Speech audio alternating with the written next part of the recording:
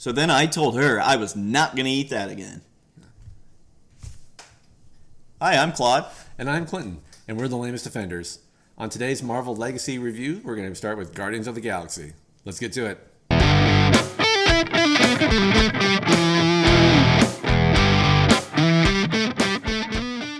Hi, Thanos. We're the lamest offenders. I don't even know who you are. We have a small but dedicated fan base. Be sure to visit our sponsor at BaskervilleProductions.com. Welcome back. So we're doing Guardians of the Galaxy today.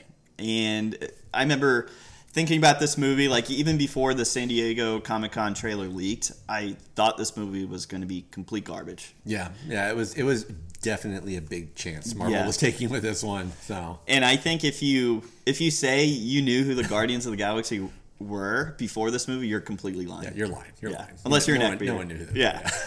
And it was just funny too because you're like a talking raccoon, a tree, and then you have the guy from Parks and Rec who was morbidly obese before he got this role, and then Gamora and Drax, they get a WWE wrestler. Yeah. And I'm like, this movie just sounds like a bad idea. That was honestly the biggest worry for me was Bautista.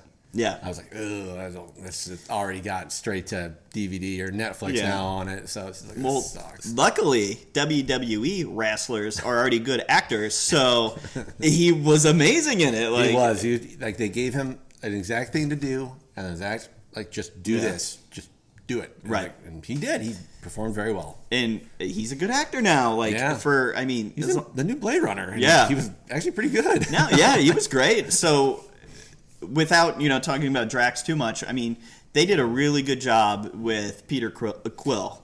Start off the movie, it's 1988, his mother's dying of cancer, and then he gets rescued or kidnapped basically from the Ravagers. Start the movie with that. Yeah. Here's our comedy.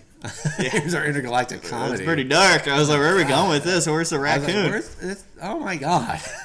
It was so sad when I first saw that. That was a gut check. That was brutal. And it's cool too because as you have all these MCU movies going forward, more and more emphasis is put on actually the Infinity Stones, and this one's just blatant. This is an Infinity Stone because it's this, space and everything like that. So then you have Peter Quill, basically Indiana Jones, and that was a really cool start with the movie with him doing a heist, and it was really goofy and it worked out great. Yeah, and Chris Pratt and James Gunn, neither of them wanted the other in the movie.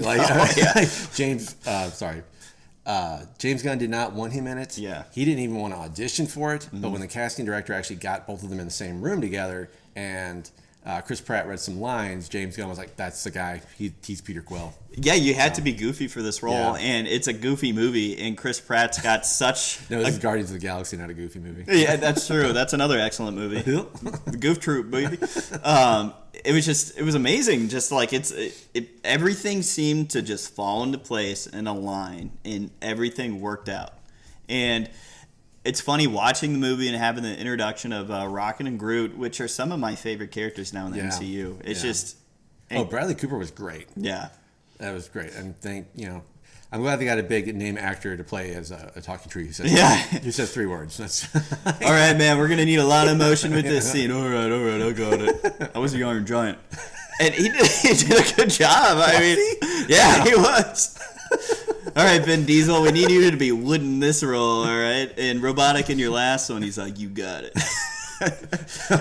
The movie is basically chasing MacGuffin, whereas Winter Soldier was such a convoluted plot. This one was very simple, but the strength of it is its characters and the cast just lifting it up so well. So the bad guy for this movie is basically Ronan, and he is the accuser. Ronan the Accuser, and he is very one note. It's a bummer because there's some depth to that character, but they do not explore it in this one. So it's just he is chase the thing, get the thing, use the thing to destroy the people. Yeah, so he's got a hammer and he's angry. Yeah. I think Thanos calls him a child or something. Boy, he keeps calling him boy. And that's basically what he is. He's like, I'm mad. Yeah, and even when he calls him boy, he pouts. He's like, boy.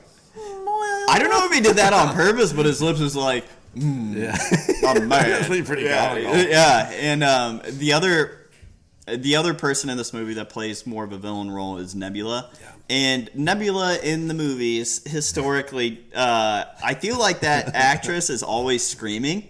Yeah. I think it's Karen Gillan. Yeah. And literally every time she's on the screen, you just see her and she's like, ah! And I'm like, sister. And she's always whispering. And it's just like, all right, like, I'll touch back on this with Guardians of the Galaxy 2 because literally every scene she was screaming. Yeah.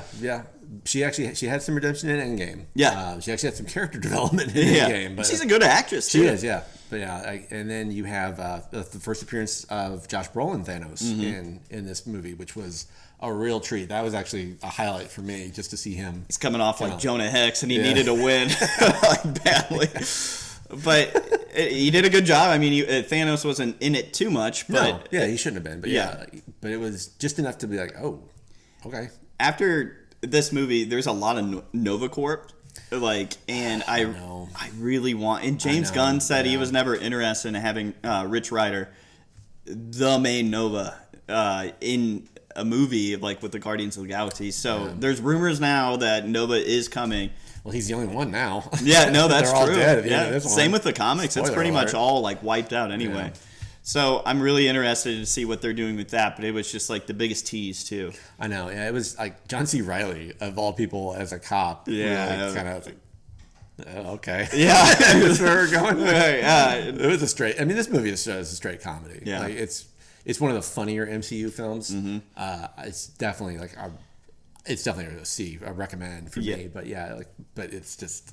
The soundtrack too is awesome. My gosh, yeah, everybody was playing it for a while. Yeah, and they had like special limited releases of the audio cassettes. Yeah, that were going for stupid amounts online. So, right, it was huge. Bringing back the Walkman. Yeah, so but I mean, going into the movie too with like some of the fights and stuff like that. I mean, they weren't exactly the most memorable fights, but what was there was, I mean, it was fun. The last scene, it was a dance off, which is really weird, but it was really cool too. Is like now they actually call it Infinity Stone too. Yeah. And with the Power Stone, it was cool to see like Peter Quill actually use that, and then you actually witness the ramifications of someone using an Infinity Stone, which is really cool. Yeah, we got a lot of great necessary backstory from Benicio del Toro's character, the Collector, right? Who was only in it for about like 3-5 minutes, but man, he's so close to stealing. He was so over the top and goofy. It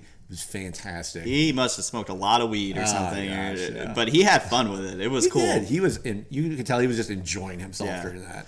I just overall, this is obviously one of the stronger MCU movies. Definitely in my top 10. Oh, for sure. Yeah. But it's just a fun movie, and it came out, I believe, in August, so it was after most of the summer movies. I thought this movie was gonna suck, honestly, and then coming out of that theater, I was like, this is amazing. Yeah, it was so much fun because it's so colorful. Yeah. And after the serious, complex issues at Winter Soldier, like this was just such a nice palate cleanser. Yeah. It was just... It's like having a good steak dinner with Winter Soldier, and then you're getting like ice cream for Guardians of the Galaxy. Exactly. That's a good way to put it. Yeah. I like that. It was also, too, a lot of practical effects as well, which was... Like the whole prison scene was almost like one giant set. Right. It was so cool, like so impressive that they did that. Yeah, it really like a great testament to movie making with like makeup and costumes and everything too. It was great. Just a good movie. Kevin Feige did a really good job trying to get James Gunn attached to the movie. That was a risk too because he was an indie darling. He didn't have. I mean, the fact that Marvel hired him was really impressive. And he's from St. Louis. And rehired him. He is so obviously he's a genius, right? Yeah, so sure. I mean, if he wants to come on the Lamest Defender set, we'd love to have him. But we could probably pencil it in. Yeah, I know. We'll talk to our secretary or intern Chad. But honestly, all said and done, this movie, one of my favorite movies to the MCU. So I would give it probably a 9.2 out of 10. I give it like an 8.5, 9. Honestly, like it's just a solid. And this is another movie where you could, like, apart from the Infinity Stone stuff, it's just a great movie just to like put on and just watch. Like if no one's ever seen it, because no one was introduced to these characters before this movie, so this is a good starting point as well. So yeah, it's a great great movie to watch. Definitely. So that is our Guardians of the Galaxy review. So stick with us for the next episode where we will be reviewing Avengers Age of Ultron. So stay tuned to that one, guys. Thanks so much. Stay lame. See ya.